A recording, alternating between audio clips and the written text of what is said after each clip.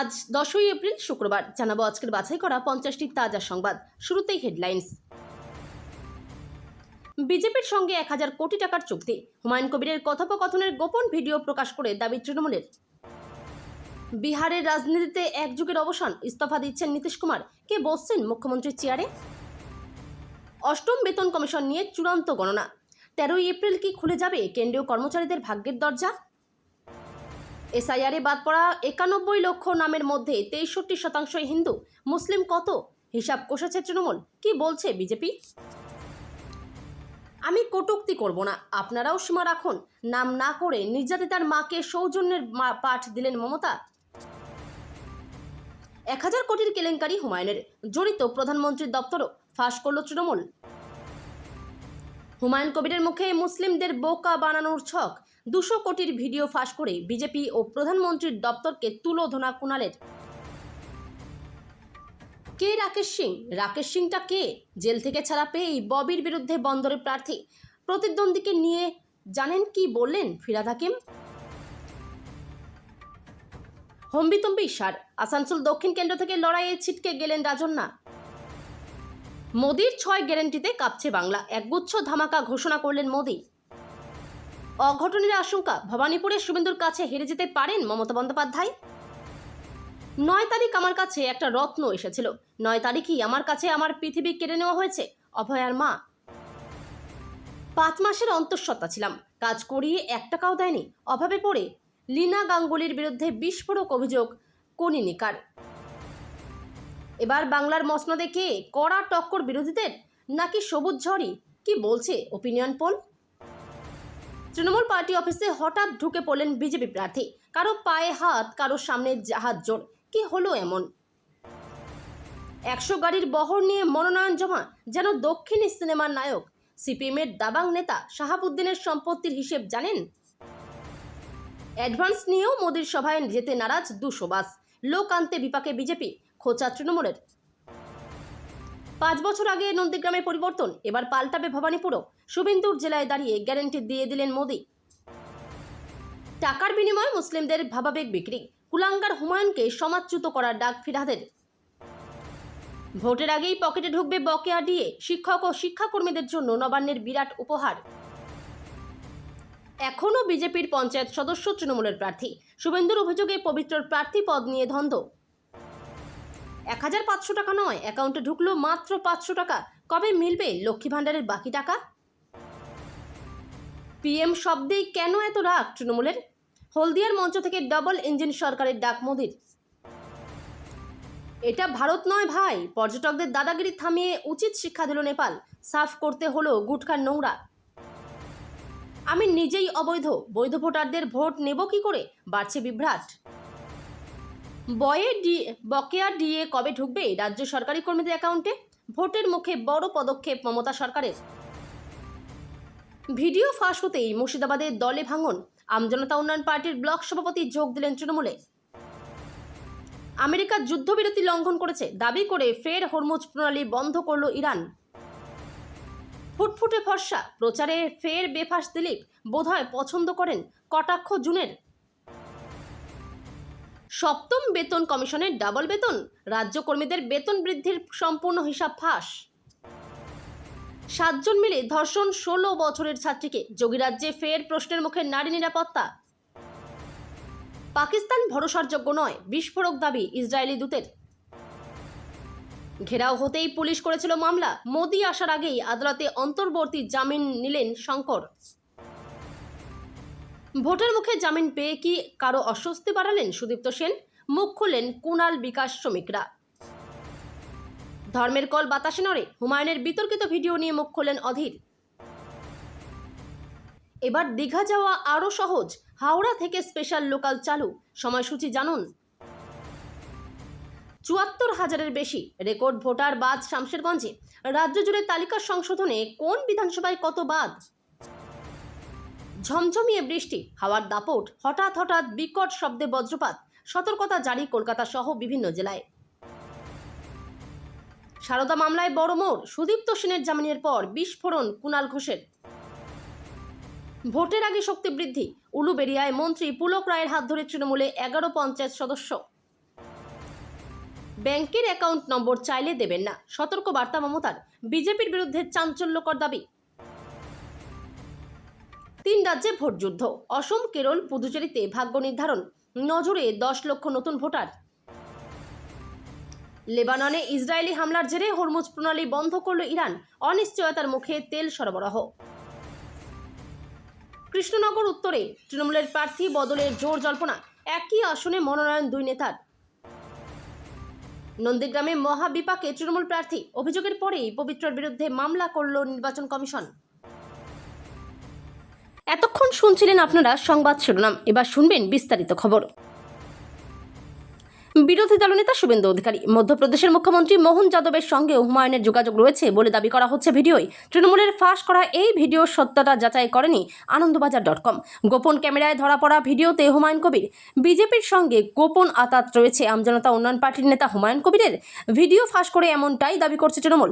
বৃহস্পতিবার দুপুরে সাংবাদিক বৈঠক ডেকে তৃণমূলের দাবি, বিজেপির কাছ থেকে 1000 কোটি টাকা চেয়েছেন হুমায়ুন। ভিডিওটিতে তারিখ উল্লেখ রয়েছে গত বছরের 19 ডিসেম্বর। বিরোধী দলনেতা শুভেন্দু অধিকারী, মধ্যপ্রদেশের মুখ্যমন্ত্রী মোহন যাদবের সঙ্গেও তার যোগাযোগ রয়েছে বলে দাবি করা হচ্ছে ভিডিওয়। এর আগেও ভোটের আগে দুটি স্টিং অপারেশন পশ্চিমবঙ্গের রাজনীতিতে হইচই ফেলে দিয়েছিল। 2016 সালের নারদ এবং 2024 সালের সন্দেশখালী। এরপর আরও একটি স্টিং অপারেশন প্রকাশ্যে এলো। তৃণমূলের ফাঁস করা এই ভিডিওর সত্যতা যাচাই করেনি আনন্দবাজার.com। কথোপকথনের কিছু অংশ এখানে তুলে দেওয়া হলো। বিহারের রাজনীতিতে গত 2 দশক ধরে যে নামটি অপরিহার্য ছিল, সেই মহিরুহের পতনের ঘণ্টা বেজে গেল। এক যুগের অবসান ঘটিয়ে বিহারের মুখ্যমন্ত্রী পদ থেকে ইস্তফা দিতে চলেছেন নীতিশ কুমার। 20 বছর ধরে বিহারের মসনদ আগলে রাখার পর এবার তার গন্তব্য দিল্লির সংসদ ভবন। নীতিশ কুমার সম্প্রতি রাজ্যসভার সাংসদ হিসেবে নির্বাচিত হয়েছেন। সাংবিধানিক নিয়ম অনুযায়ী একজন ব্যক্তি একসঙ্গে সাংসদ এবং বিধানসভার সদস্য থাকতে পারেন না। সেই কারণেই তাকে বিহারের সিংহাসন ত্যাগ করতে হচ্ছে। গুরুত্বপূর্ণ তারিখগুলি এক নজরে। 10ই এপ্রিল দিল্লিতে রাজ্যসভার সাংসদ হিসেবে শপথ নেবেন নীতিশ কুমার। 13ই এপ্রিল বিহার ক্যাবিনেটের শেষ বৈঠক, এখানেই পরবর্তী মুখ্যমন্ত্রীর নাম চূড়ান্ত হওয়ার কথা। 14ই এপ্রিল মুখ্যমন্ত্রী পদ থেকে আনুষ্ঠানিকভাবে ইস্তফা দিতে পারেন নীতিশ। 15ই এপ্রিল নতুন মুখ্যমন্ত্রীর শপথ গ্রহণ অনুষ্ঠানের সম্ভাবনা। কেন্দ্রীয় সরকারি কর্মচারী ও পেনশনভোগীদের দীর্ঘ প্রতীক্ষার অবসান হতে চলেছে। 8ম বেতন কমিশন গঠন ও তা বাস্তবায়নের লক্ষ্যে আগামী 13ই এপ্রিল 2026 একটি অত্যন্ত গুরুত্বপূর্ণ বৈঠকে বসতে চলেছে জাতীয় পরিষদের খসড়া কমিটি। সূত্রের খবর, এই বৈঠকে বেতন ও পেনশন সংশোধন সংক্রান্ত চূড়ান্ত প্রস্তাব বা জয়েন্ট মেমোরেন্ডাম তৈরি করা হবে, যা সরাসরি জমা দেওয়া হবে কমিশনের কাছে। বৈঠকের মূল আলোচ্য বিষয় কি? 13 তারিখের এই মেগা মিটিংয়ে একগুচ্ছ গুরুত্বপূর্ণ বিষয়ের উপর সিলমোহর পড়তে পারে। বেতন ও পেনশন বৃদ্ধি। বর্তমান মূল্যবৃদ্ধির বাজারে কর্মচারীদের ন্যূনতম বেতন এবং পেনশনভোগীদের মাসিক আয় কতটা বাড়ানো প্রয়োজন তা নিয়ে বিস্তারিত আলোচনা হবে। Fitment factor. কর্মচারী সংগঠনগুলির দাবি, বেতন বৃদ্ধির হার নির্ধারণকারী ফিটমেন্ট ফ্যাক্টর এবার 3.25 বা তার বেশি রাখা হোক। এটি অনুমোদিত হলে বেতন এক ধাক্কায় অনেকটাই বেড়ে যাবে। তৃণমূলের মুখপাত্রের বক্তব্য, অনুপ্রবেশকারী এবং রোহিঙ্গা খুঁজতে গিয়ে বিজেপি সকলকে লাইনে দাঁড় করিয়েছে। সেই হয়রানি থেকে বাদ যাননি গরিব হিন্দুরাও। পরিসংখ্যানই বলে দিচ্ছে 57 লক্ষেরও বেশি হিন্দু নাম ভোটার তালিকা থেকে বাদ পড়েছে। এসআইআর প্রক্রিয়া শেষে পশ্চিমবঙ্গে প্রায় 91 লক্ষ নাম ভোটার তালিকা থেকে বাদ গিয়েছে। কিন্তু সেই সংখ্যার মধ্যে কত হিন্দু এবং কত মুসলিম নাম রয়েছে, সেই তথ্য নির্বাচন কমিশন প্রকাশ্যে আনেননি। ঘটনাচক্রে গত মঙ্গলবার ওই তালিকা প্রকাশের 48 ঘন্টার মধ্যে সাংগঠনিক স্তরে হিসাব কষে তৃণমূল দাবি করল, যত নাম বাদ পড়েছে তার 63% হিন্দু, যা বিজেপির পক্ষে অস্বস্তিকর। তৃণমূল যে পরিসংখ্যান তুলে ধরেছে তার সত্যতা নিয়ে প্রশ্ন তোলেনি বিজেপি। উল্টে তাদের প্রশ্ন, তৃণমূল এই পরিসংখ্যান হাতে পেল কি করে? তৃণমূলের বক্তব্য, এসআইআর এর একদম প্রথম পর্বে যে 58 লক্ষ ভোটারের নাম বাদ পড়েছিল তার মধ্যে 44 লক্ষই ছিল হিন্দু নাম। সেই পর্বে মুসলিম নাম বাদ পড়েছিল প্রায় 13.5 লক্ষ। আবার দ্বিতীয় পর্বে ভোটার তালিকা থেকে নাম বাদ পড়েছিল প্রায় 5.5 লক্ষ। আরজিকর আবহে পানিহাটি কেন্দ্রের লড়াই এখন আর কেবল রাজনৈতিক প্রতিদ্বন্দ্বিতায় সীমাবদ্ধ নেই, তা গড়িয়েছে কুরুচিকর আক্রমণ আর আইনি লড়াই পর্যন্ত।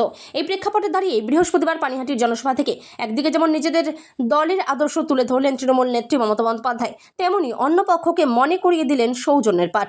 নাম না নিলেও তার নিশানায় যে ওই কেন্দ্রের বিজেপি প্রার্থী তথা আরজিকরের নির্যাতিতার মা ছিলেন তা নিয়ে রাজনৈতিক মহলে কোনো সংশয় নেই। এদিন সভার শুরু থেকে আক্রমণাত্মক মেজাজের বদলে কিছুটা শান্ত অথচ দৃঢ় কণ্ঠে মমতা বলেন, আপনার সন্তান শিক্ষা, ইতিহাস, খাবার, সংস্কৃতি, অধিকার যদি বাঁচাতে হয়, আপনাদের দরকার তৃণমূল সরকার, যে যতই নাটক ছলনা করুক একটা কথা বলবেন, ভোটে কেউ প্রার্থী হলে তার নিজের কথা বলার অধিকার রয়েছে।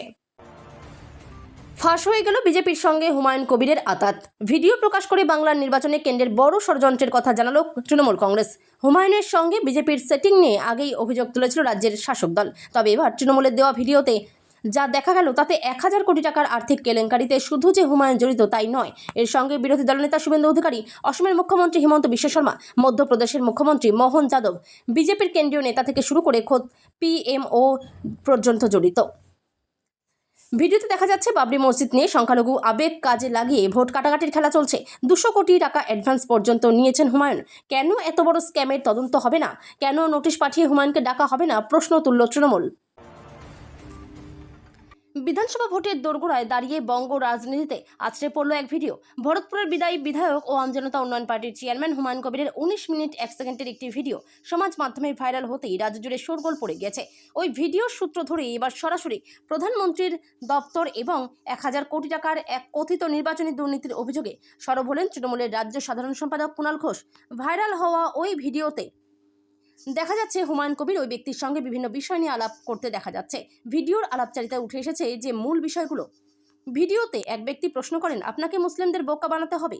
উত্তরে হুমায়ুনকে অত্যন্ত আত্মবিশ্বাসের সঙ্গে বলতে শোনা যায়, আমি মুসলিমদের বোকা বানানোর পরিকল্পনা ইতিমধ্যেই ছেপে ফেলেছি, না বানালে ওদের কাছে চলে যাবে ভোট। হাইকোর্ট থেকে জামিন পাওয়ার পর থেকেই শুরু হয়েছিল জল্পনা। বুধবার বিজেপির ষষ্ঠ প্রার্থী তালিকা প্রকাশ হতেই স্পষ্ট হয়ে গেল বিষয়টা। দেখা গেল সেখানে সদ্য জেলমুক্ত নেতাকে কলকাতা বন্দর থেকে প্রার্থী করেছে বিজেপি। যে কলকাতা বন্দরে তৃণমূলের হয়ে লড়তে চলেছেন ফিরহাদ হাকিম। নাম ঘোষণার পর থেকেই প্রচারের ময়দানে নেমে পড়েছেন বিজেপি নেতা। প্রতিদ্বন্দ্বী হিসেবে রাকেশ সিংকে সামনে আসার পরে কি প্রতিক্রিয়া জানালেন ফিরহাদ? বৃহস্পতিবার রাকেশ সিং প্রসঙ্গে ফিরহাদ হাকিমকে প্রশ্ন করা হলে রীতিমতো তাচ্ছিল্যের সুরে তিনি বলেন, কে রাকেশ সিং? রাকেশ সিংটা কে? তুই একবার অন্য দল থেকে আমার বিরুদ্ধে দাঁড়িয়েছিলি কি? আমি ঠিক জানি না, কারণ আমি তো পোর্টের মানুষকে চিনি, প্রার্থীদের অতটা চিনি না। ফিরহাদ বলেন, বোধহয় একটা অন্য কোনো আগের ইলেকশনে দাঁড়িয়েছিল, অন্য পার্টি থেকে বোধহয় জামানত বাজেয়াপ্ত হয়েছিল, শুনেছিলাম। ইনি সেই রাকেশ সিং কিনা আমি জানি না, আমার সঙ্গে সম্পর্ক নেই। প্রথমবার ভোটের ময়দানে নেমে ধাক্কা রাজন্না হালদারের। বাতিল হয়ে গেল তার মনোনয়ন। সোনারপুর দক্ষিণের পাশাপাশি আসানসোল দক্ষিণ বিধানসভা আসন থেকেও এবার নির্দল প্রার্থী হয়ে দাঁড়ানোর ঘোষণা করেন রাজন্না। কিন্তু জানা যাচ্ছে আসানসোল দক্ষিণ কেন্দ্রের জন্য তার জমা দেওয়া মনোনয়ন বাতিল করা হয়ে গেছে। জানা যাচ্ছে জেলা নির্বাচন দপ্তরের স্ক্রুটিনি প্রক্রিয়ায় বেশ কিছু ত্রুটি ধরা পড়ে রাজন্নার জমা পড়া মনোনয়নপত্রে। এরপরেই তা বাতিল করে বলে ঘোষণা করা হয়। জেলা প্রশাসন সূত্রে খবর, শুধু রাজন্না নয়, মনোনয়ন বাতিল হয়েছে আরও 5 জনের। আগামী 23 এপ্রিল প্রথম দফার নির্বাচন, দ্বিতীয় দফায় ভোট হবে 29 এপ্রিল। 2 দফায় নির্বাচনের জন্য প্রার্থীদের মনোনয়ন পর্ব ইতিমধ্যেই শেষ হয়েছে। সেই মতো পশ্চিম বর্ধমান জেলার 9টি বিধানসভা কেন্দ্রে প্রায় 95 জন প্রার্থী মনোনয়ন জমা দেন।